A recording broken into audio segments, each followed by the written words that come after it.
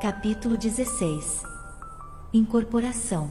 Numa das reuniões a que compareci, um dos cooperadores de nossa esfera aproximou-se do compassivo instrutor e pediu, humilde: nossos companheiros encarnados, em solicitações sucessivas, insistem pela vinda do irmão Dionísio Fernandes, atualmente recolhido, como sabeis, numa organização de socorro.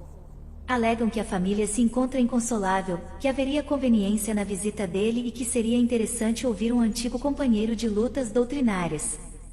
Enquanto Alexandre ouvia em silêncio, o simpático colaborador prosseguiu: depois de ligeira pausa, estimaríamos recebendo a devida autorização para trazê-lo. Poderia incorporar-se na organização mediúnica de nossa irmã Otávia e fazer-se ouvir, de algum modo, diante dos amigos e familiares. O mentor pensou durante alguns momentos e redarguiu: não tenho qualquer objeção pessoal, em face da providência que você sugere, meu caro Euclides. Entretanto, embora se constitua o nosso grupo de cooperadores encarnados de excelentes amigos, não os vejo convenientemente preparados para o integral aproveitamento da experiência. Colocam a pesquisa muito acima do entendimento, e como você sabe, as organizações mediúnicas não são filtros mecânicos. Além disso, Dionísio conta com reduzido tempo em nossa esfera, ainda não pôde nem mesmo retirar-se do asilo que o acolheu em nosso plano.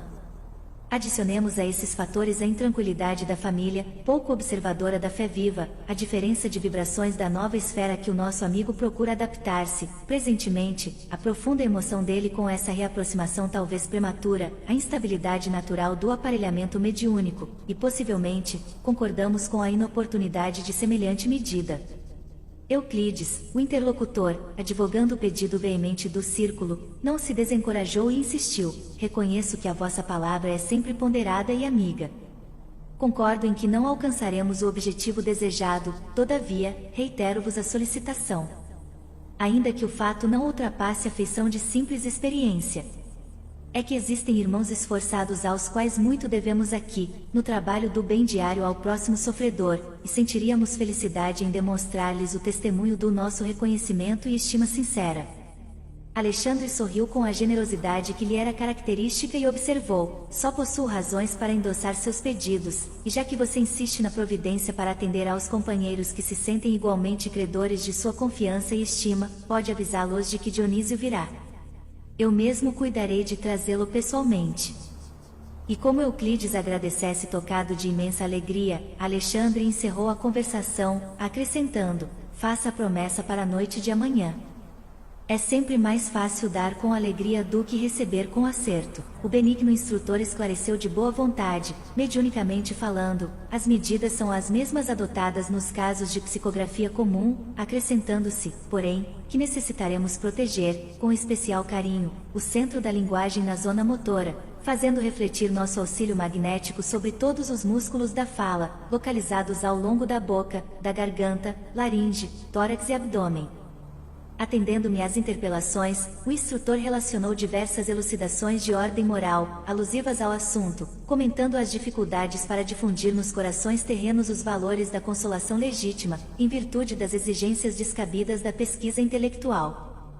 Admirava-lhe a sabedoria profunda e a sublime compreensão das fraquezas humanas, quando atingimos a instituição de socorro a que Dionísio se recolhera, em plena região inferior, não muito distante da crosta terrestre. Conduziu-me à presença do recém-desencarnado, que se mantinha sob forte excitação.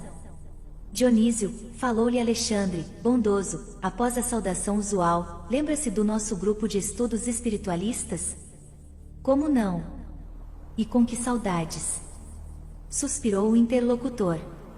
Nossos amigos do círculo pedem a sua presença, pelo menos por alguns minutos, prosseguiu o mentor, gentil, e deliberei conduzi-lo até lá, para que você fale, não somente a eles, mas também aos familiares. Que ventura! Exclamou Dionísio, quase chorando de contentamento. Ouça, porém, meu amigo. Lembre-se de que você vai utilizar um aparelho neuromuscular que lhe não pertence. Nossa amiga Otávia servirá de intermediária. No entanto, você não deve desconhecer as dificuldades de um médium para satisfazer as particularidades técnicas de identificação dos comunicantes, diante das exigências de nossos irmãos encarnados. Compreende bem?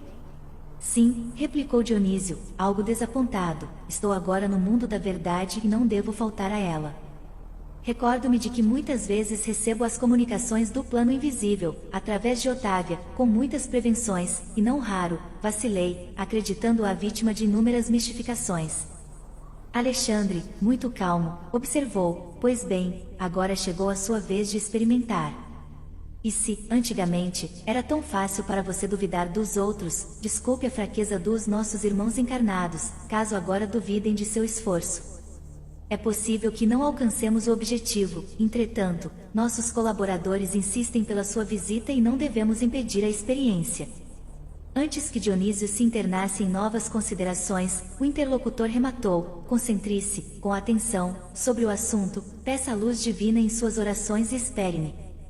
Conduzi-lo-ei em nossa companhia, deixando-o na residência da médium com algumas horas de antecedência para que você encontre facilidades no serviço de harmonização. A reunião dos companheiros encarnados terá início às 20 horas e, todavia, entre 18 e 19 horas, estarei aqui de regresso, a fim de acompanhá-los ao nosso núcleo de serviço. E, fixando-me, concluiu bondosamente: aproveite a aproximação de Euclides, meu caro André. Um bom trabalhador tem sempre proveitosas lições a ensinar. Nossa irmã Otávia costuma fazer meditações e preces. A atmosfera reinante aqui é, por isso, confortadora, leve e balsâmica. Estejam à vontade. Em vista de ser hoje um dos dias consagrados ao serviço mediúnico, terminará ela os trabalhos da refeição da tarde, mais cedo, a fim de orar e preparar-se. Euclides conduziu-me à pequena cozinha, onde uma senhora idosa se mantinha atenta à preparação de alguns pratos modestos. Tudo limpeza, ordem e harmonia doméstica. Notei-a, porém, algo pálida, abatida. Ouvindo minha inquirição discreta, o companheiro informou: Otávia é uma excelente colaboradora de nossos serviços espirituais, mas, pela força das provas necessárias à redenção, permanece unida a um homem ignorante e quase cruel. Enquanto o companheiro brutal está ausente, nas horas do ganha-pão, a casa é tranquila e feliz, porquanto a nossa amiga não oferece hospedagem às entidades perturbadoras da sombra.